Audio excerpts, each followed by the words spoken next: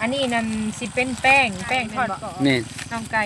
ศพนึงพี่น้ เอา อง เองวันนี้เอาตัวใหญ่ธรรมดาซ้ำงบเท่าแหละ งบเฮามีซ้ำได้ก็ซ้ำนั่นพี่น้องเพราะว่าคนก็คือสิอยู่แถวนั้นแหละ มันเสีย2เถื่อ แม่นบ่มีปลาเลยมีแต่เพิ่นน่ะปะแม่ก็บ่ได้แล้วก็การหากินก็บ่แม่นการแข่งขันแต่บางคนก็หาบ่ โด มาย สบายดีเด้อพี่น้องเด้อสบายดีไปสุขุสุคนที่เข้ามารับชมพี่น้องมื้อนี้ก็มาอยู่ทางเฮือนพี่เลยพี่น้องเอ้ยท่านได้ออกไปทางใดหาก็มาแต่ทางดินจัดสรรตามใจทางเฮือนลุงพามีเพิ่นแหละพอดีพากันมาแต่ห่อข้าวต้มพี่น้องก็แล้วแหละมีแต่ว่ามื้ออื่นยังพากันเตรียมไปพี่น้องตักบาตรพี่น้องไปใส่บาตรมื้อนี้ก็สิพากันไปหาซื้อเครื่องไหว้สิเป็นพวกขนมแนวใส่บาตรนั่นแหละเครื่องใส่บาตรแล้วก็สิมีประเภทแบบเทียนจำพรรษาอย่างไรพี่น้องไปถวายเพิ่นแต่ละปีก็เคยเอาไว้ถวายทุกปีปีกายนี่บักเก่งกับน้องละตีเมื่อบ้านพี่น้องเมื่อบ้านบักเก่งพุ่นแหละเมื่อถวายเพิ่นอยู่พุ่นก็คือสิแม่นเมื่อเวียกแหละก็เลยเมื่อเลย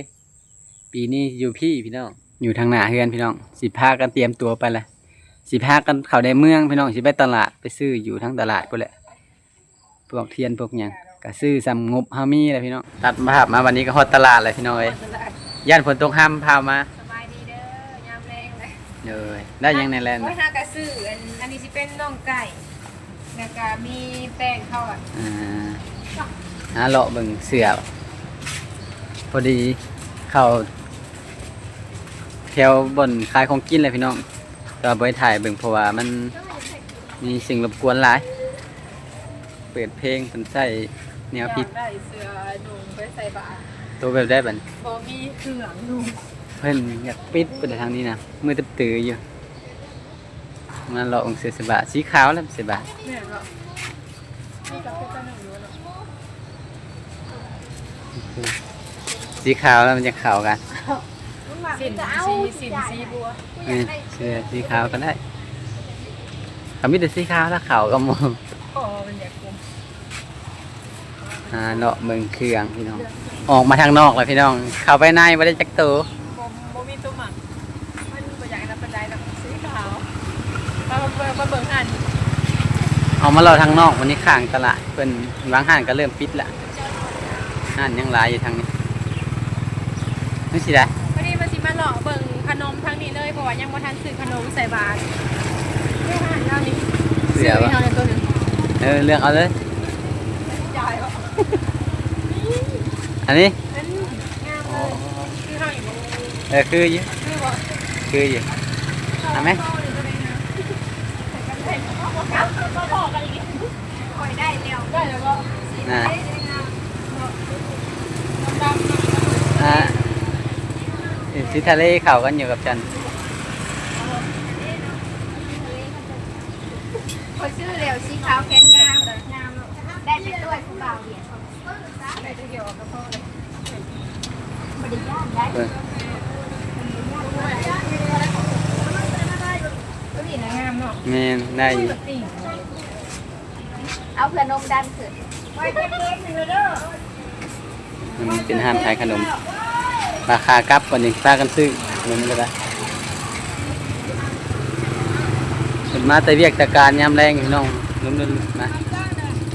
มื้ออื่นนี่แห้งเป็นมื้องานบุญมื้อใส่บาตรพี่น้องคนแห้งสิหลาย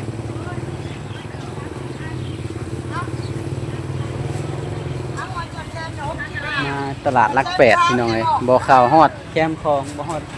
ตัวเมืองสวรรค์อยู่ในมันอยู่ตลาดทางนอกเพราะว่ามันค่ำแหละสิเข้าไปกับมันไกลแต่ละห้านสิมีเทียนมีหยังเพิ่นขายคือกัน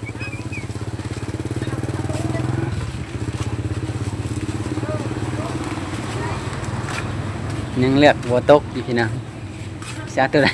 ช่องโตนี่เลยกูตีคน ตัวนี้ เห็นหรอ เนี่ย มาเลือกเสือกันเนี่ยคนได้ห่านดูไม่ได้ก็นี่เลยเนาะ มีตัวนี้แหละพอดีแขนอยู่ แขนสั่นเนาะยา สั้นก็ได้ อันนี้นั่นสไตล์อะไรเลย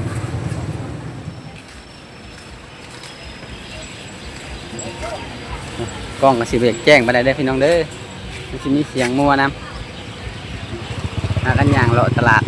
ยามแรง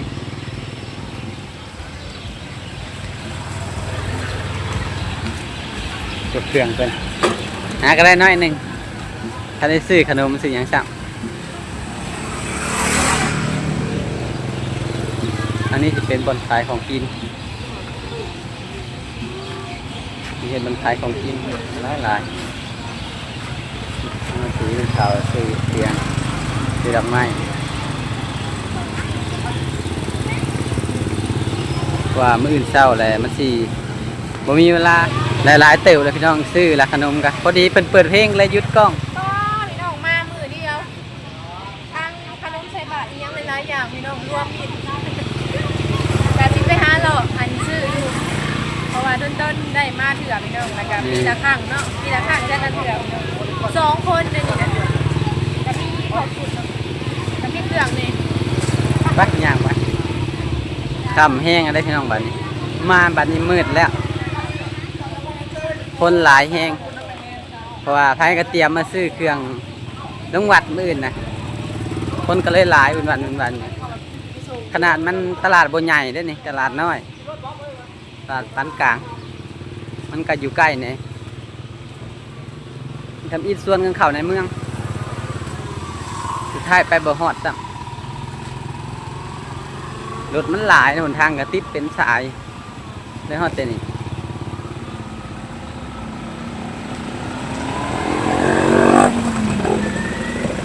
เป็นบอนพากรถของตลาด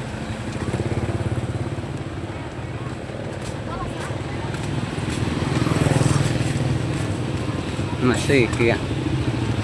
มาจุดนี้ก็พอดีสุดตลาดมาจุดนี้ก็ได้เป็นบ่อนขายของอยู่ของกินขายอาหารสดเนาะแต่ว่าบ่ได้เข้าไปเพราะว่ามีเสียงตู้เสียงเพลงมีเพิ่นผักมันผักนี่ก็เลยบ่ได้เข้าไปคนหลายเนี่ยซุ่มเซลกัน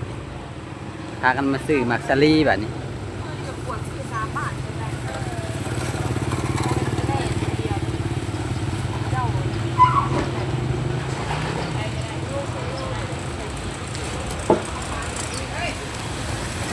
เป็นขายในแคมป์ทางพอดีรถเฮากับสิจอดอยู่ภาคพุ่นแหละมันได้ย่างผ่านตลาดความไปอย่างสิพากันกลับเมื่อ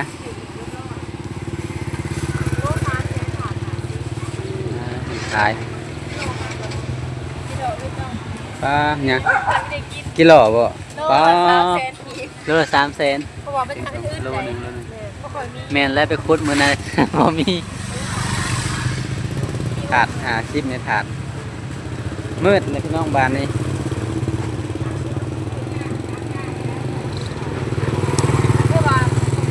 ลงไปทางพี่ก็สิมีเพิ่นเริ่มเปิดห้านแล้วคนอยู่หลายแล้วเป็นลักแปะเริ่มพัฒนา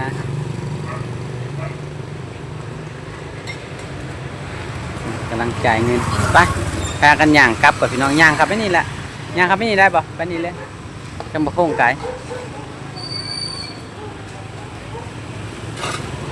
จักได้ยังเป็นยังแน่พี่น้องเมื่อเบิ่งอยู่เฮือนตัวเบิ่งอยู่เฮือนว่าสิได้ยังแน่ ซื้อไปเรื่อยๆขึ้นยังออกแล้วซื้อไปคิดว่าอยู่เฮือนบัดสิมาซื้ออยู่พี่น่ะมันลืมเบิดพี่น้องก็เลยซื้อทีละอันทีละเล็กทีละน้อยก็เลยหลายบอลจอด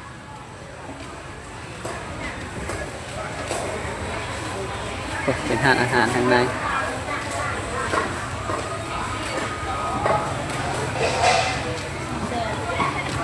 ซื้อเพียงไปห้างขายเครื่องสำอางหิวนักแล้วพากันกลับแล้ววันนี้เมื่อนี้ก็สีพากันไปเอาเครื่องพุ่นแหละ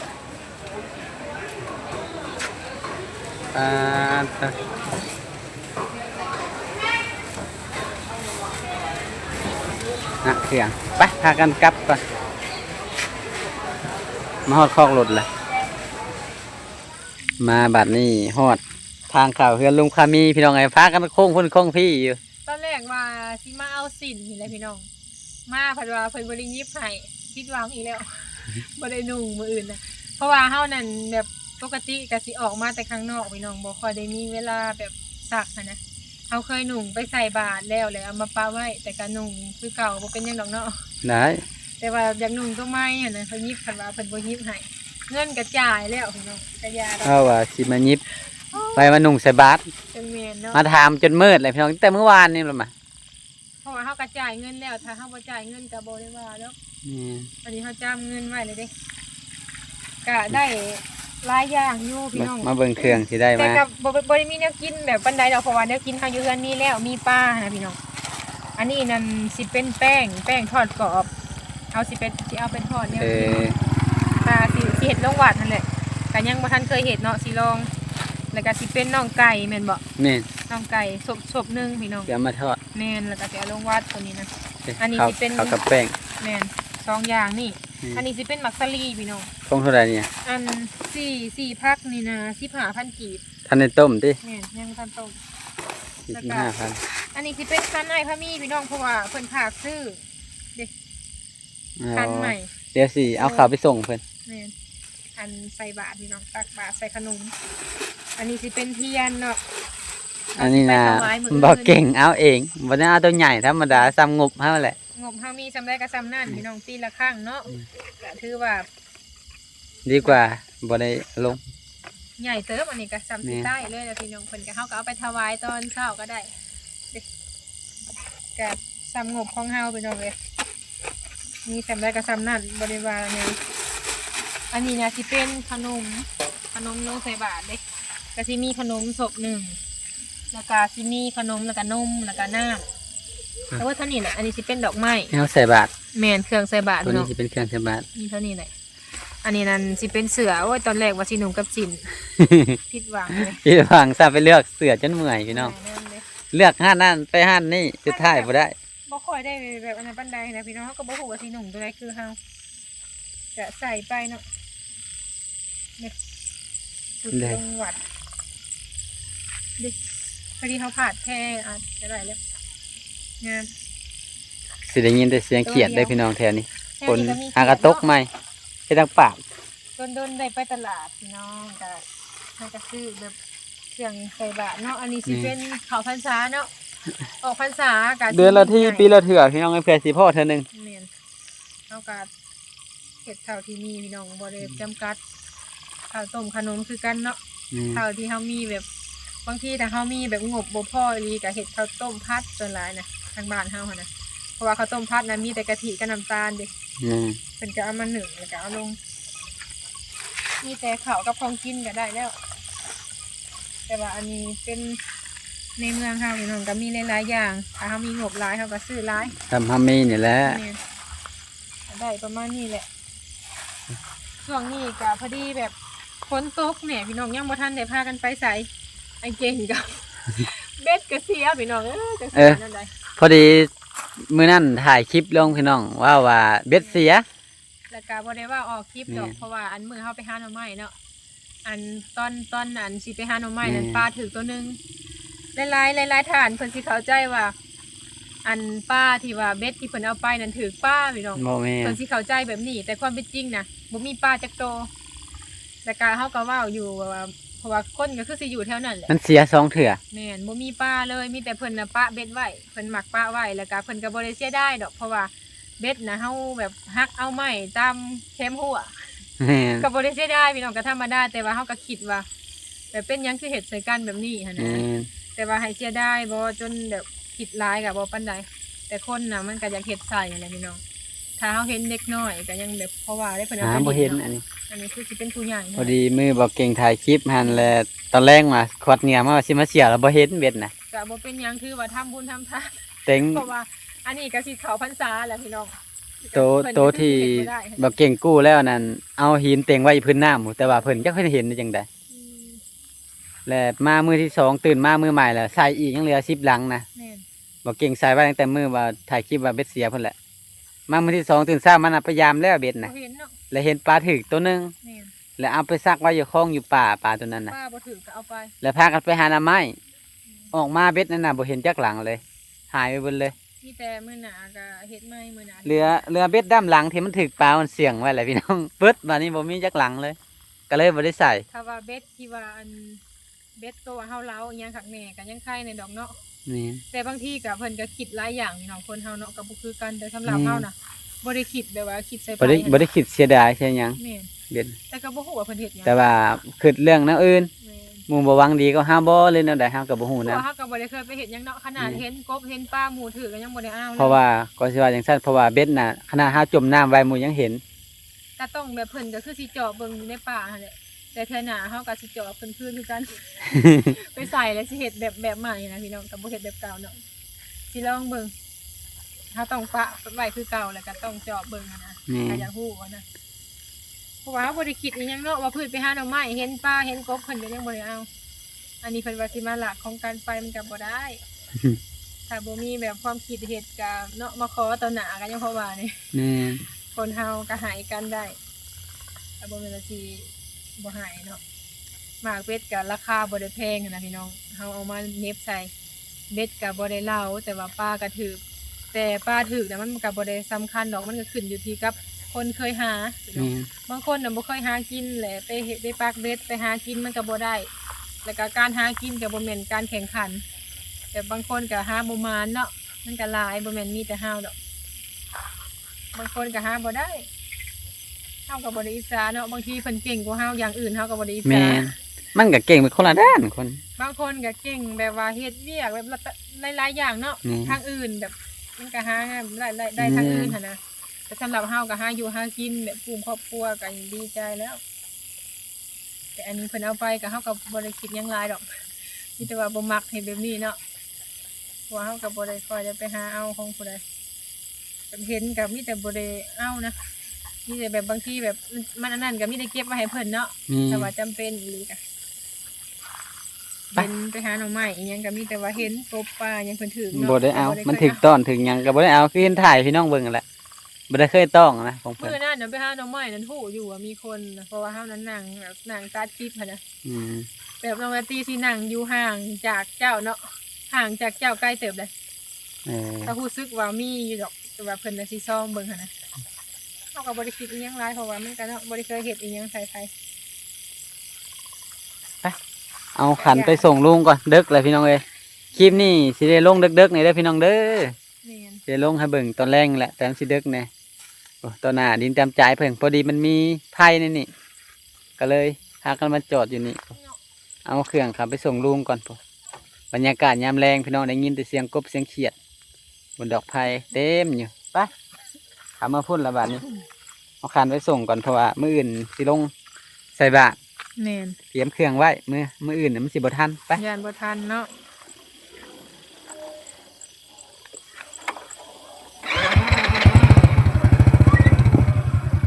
ดีเต็มหมด ไปว่าที่ตบรรยากาศยามกลางคืนพี่น้อง ถ้าจะทางดี พี่น้อง แล้วนี่แต่ละมื้อก็สิได้นอน เพื่อสิได้เมื่อฮอดเฮือนพี่น้องถ้ามื้อใดมีเวียกก็แบบนี้แหละถ้าว่ามื้อใดได้ใส่เบ็ดแห้งเด้อแต่ว่าอันนี้นั่นเบ็ดเฮาก็ย่างอยู่พี่น้องแต่ว่าบ่หลายก็เลยว่าหยุดก่อนช่วงนี้นะ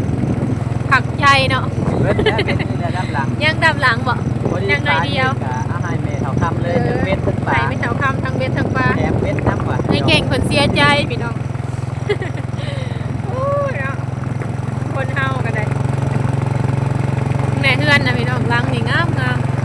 เพิ่นหาก็ขึ้นนะหาก็ขึ้นวางหลังๆนี่แหละ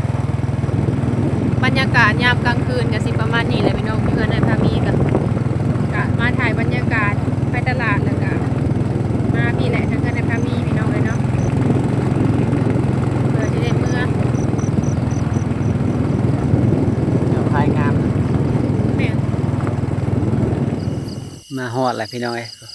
เอาขันไปส่งเพิ่นทางหน้าเฮือนพอดียางมาหาดอกไผ่พี่น้องมันสิมีดอกไผ่แต่ละเสาไผ่ดินจัดสรรเพิ่นนี่แหละพอได้เยียงทางไปมาก็สะดวกสบายเงียบสะม้อยพี่น้องขับมาเลยนอนเฮือนไผ่เฮือนมันพอดีฝนตกนะนี่จะสิพากันกลับก่อนบ่ายนี้พี่น้องเอ้ยเอาคันมาส่งเพิ่นกันพอดีมืดเพิ่นมาแต่ตลาดตามอีทน่ะพากันมาแล้วพอดีมันโทรบอกว่าให้เอาคันมาให้ก็เลยกลับไปคือเก่าอยู่ตลาดนั่นแหละกลับมาใหม่บัดนี้มาเอาเครื่องก็บ่ได้ซ้ำบนสั่งบนยิบก็ได้สุดท้ายก็ได้นุ่งตัวเก่าน้องนาตีก็ได้บ่เป็นหยังพี่น้องเอ้ยใช่ซ้ำที่มีเป็นหยังก็ได้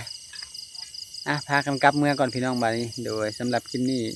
มาเก่งขอลาเมื่อก่อนได้อพี่น้องเด้อขอขอบใจหลายๆที่เข้ามาติดตามชมพี่น้องสำหรับคลิปนี้ขอกล่าวคำว่าสบายดีเด้อ